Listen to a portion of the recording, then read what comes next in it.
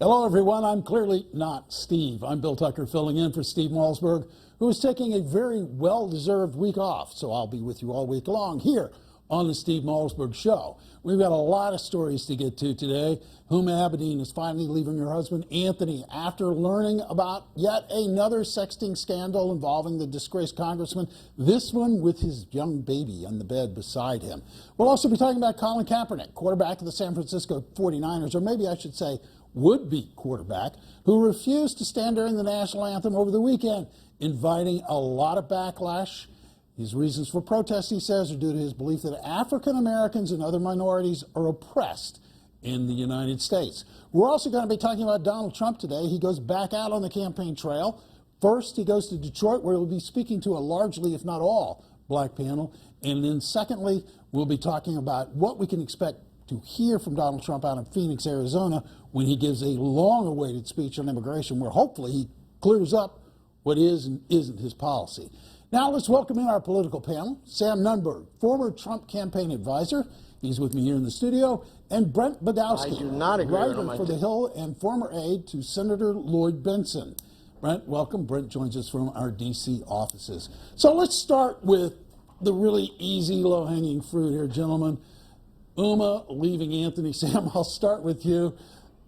My only question about this story is what in the world took so long? Yeah, I think it's very unfortunate, and don't want to see anything like this happen. Obviously for Anthony Weiner to do this during the election and to be so careless, whether or not he has a sickness or not, he should be thinking about the larger picture here in terms of his wife and her aspirations and what she's been working for all these years. I feel badly for her. I think, by the way, it was wrong of the Trump campaign. They issued a press release trying to say that this could play into Anthony Weiner knowing confidential information from Hillary's briefings. Very wrong. Just leave the family stuff out. And it's just a terrible situation. And I mean, that's it, frankly. Really, I'm not sure what more you can add to it, but we're going to give Brent Budowsky a chance to jump in here and tell us what his reaction would be. Well, the Aberdeen-Weiner marriage is outside of my expertise, so I don't have a lot to say about it. But what I will say inside my expertise is I wonder if Donald Trump is still a big supporter and campaign donor to Anthony Weiner, which he was for a number of years. He gave money to Weiner. He praised Weiner when he wasn't praising and giving money to Harry Reid and Charlie Rangel in New York and a lot of other liberals like John Kerry. So maybe things have to change. Maybe if Huma says farewell to Weiner, maybe Donald has said farewell to his donations to Anthony Weiner. But somebody might want to ask Donald, does he still back Weiner the way he did for all those years? It was very interesting to see. Oh, Brett, come on, it's politics, and you're down there in the heart of politics. So we all know what the answer to that question is. If you're running for office, Donald's going to be giving you some money somehow, some way, just to kind of cover his bets, if you will. Before we get to Colin Kaepernick and his actions over the weekend, we went out on the street today to get some reaction to his refusal to stand to the national anthem. And for that, we go to our producer, Michelle Lapata, who asked New Yorkers to weigh in on the controversy. I do not agree with him. I think he's a piece of garbage for doing that. He has no respect for this country, that he would be nowhere without the freedoms that he enjoys in this country. I wouldn't say I would do the same, but I do respect his decision on it. I don't think he should have to if he doesn't believe the country stands up for what's right. You live in this beautiful country, very patriotic country. I think we should abide by these rules or get out. He's entitled to his beliefs. I just hope that he does other things about his cause other than not stand up for the national anthem. With things like this, there's no nice way to really bring up these types of issues and to really, spark this conversation, because they're very tough issues, and we're kind of at the point where they can't be ignored anymore. My brother was killed during Vietnam, and it's horrible that, he has no appreciation for the freedoms and the privileges that comes with living in this country. Okay, so we're going to get some reaction from our panelists today. Sam Nunberg's here in the studio as a former Trump campaign advisor. So, Sam, let me start with you. Do you have any thoughts on this at all? Yeah, I have a lot of thoughts on it. Well, first, let's get the obligatory. Of course, he has the right to do this if he wants to. And as you and I were discussing off camera, you know, the NFL is extremely selective on what they decide to do. I could tell you from personal experience, having worked in the Trump campaign, that there were certain NFL players that wanted to endorse Donald Trump, and they were frankly stopped from endorsing him and from speaking their mind openly and politically.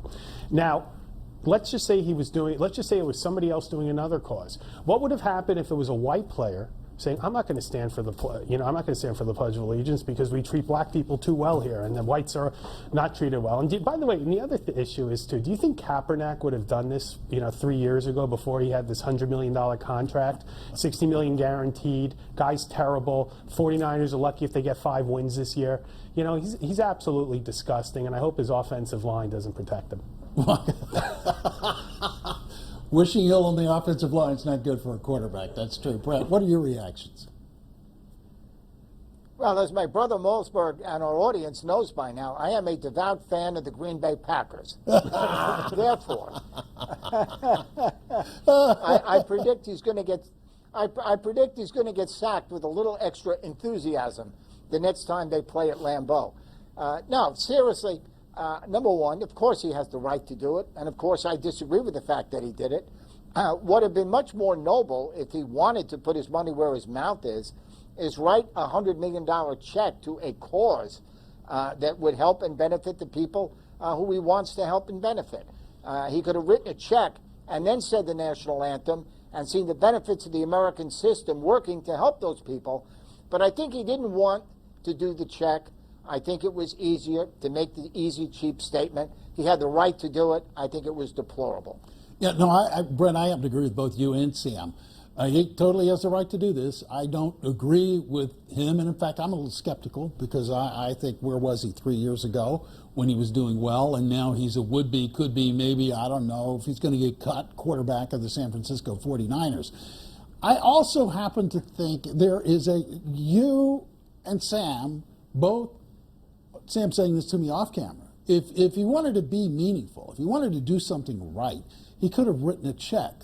But my question has to do with the politics of this. Why is there a double standard here, Brent? I remember, for example, when Rush Limbaugh wanted to buy into the NFL. The NFL got all righteous and insisted that no, he cannot play any role or any part of owning an NFL team because we don't like his political views. Yet, in this case, the NFL's basically weaned out, saying, well, he doesn't have to stand if he doesn't want to. Let's start with you, Brent. Oh, I would have personally had no problem with Rush Limbaugh or a liberal buying a sports team. I would have asked, are they committed to the team? If they want to invest in the players and the fans, then bless them. I don't care what their politics are. I don't think there's a double standard. I think any athlete who did not want to stand up during the Pledge of Allegiance or the national anthem, I think would be roundly booed by an overwhelming majority of fans, including folks like myself. I'm not unsympathetic to what Kaepernick said about some people being discriminated against. They are. But you don't take that out on America. You put your money where your mouth is and write a check that he got from the American system to help those people. And if he won't do that, spare me the grand gestures. Sam, you any thoughts on this? Well, yeah, and and also just the optics of it. I mean, let's just say hypothetically he stood, but he stood in protest somehow. I mean, if you remember what the Cleveland Cavaliers did when the NBA owner rightly made the Clippers owner, after those racist comments were found, sell the team. I actually personally agreed with that. And they just came out, they showed up at the game, there was talk of them not showing up at the game, and they wore something, and then, but to just simply say, I'm not standing up, it's just frankly disgusting and unpatriotic. Oh, great. We're going to move on now to Donald Trump. He's on the campaign trail this week. 2 big stops that I think are going to be very interesting. First in Detroit, where he continues to make his appeal to the black voters. He's going to be speaking to a largely, if not all, black audience. And then on Wednesday, he goes out to Phoenix to clarify where exactly he is on immigration now. There are a lot of questions hanging in the air about that. Brent, let me start with you. What, if anything, do you expect to hear that might be different, or are you intrigued by what he has to say at all? Well, I'm intrigued because we're running against him. I did a piece in The Hill last week that was titled Donald Trump Poised to Betray His Primary Voters on Immigration.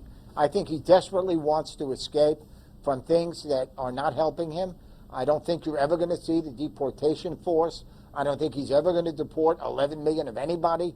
I think it's all was a primary con. He's trying to pivot to the general election by basically reneging on some of the things he promised. So we'll see what he says. He has been taken to the woodshed by Ann Coulter, Rush Limbaugh, and Sarah Palin. Not the three people I would seek for American leadership, but I have to say I'm enjoying the show. Brent, I thought, well, you're putting yourself in bed with some unusual people. But Sam, your thoughts.